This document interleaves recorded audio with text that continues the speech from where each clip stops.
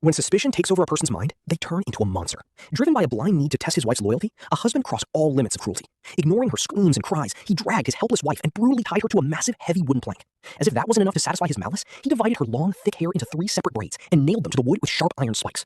Having done this, he took 2 steps back. His eyes burned with blind rage, and in his hands, he held a heavy, gleaming axe.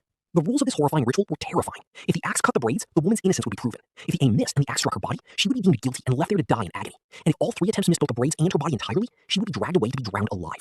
With no way to fight back, the helpless wife had no choice but to endure this horrific game. Closing her eyes in tears, her trembling lips whispered a single prayer, that the axe would find its mark on her hair. Gathering all his strength, the husband made the first strike. The axe tore through the air with a sharp whoosh, but missed the target, embedding itself deep into the wooden plank. Breathing heavily and visibly shaken, he steadied himself for the second strike. This time, the axe whizzed past, grazing right next to her chest. Death was so close that its icy breath shook her very soul, leaving her entire body drenched in cold sweat. Seeing the husband continuously fail and tremble with nerves, a mysterious man named Jimmy, who had been watching from the crowd, stepped forward. He walked up and snatched the axe right out of the husband's shaking hands. There was no fear on Jimmy's face.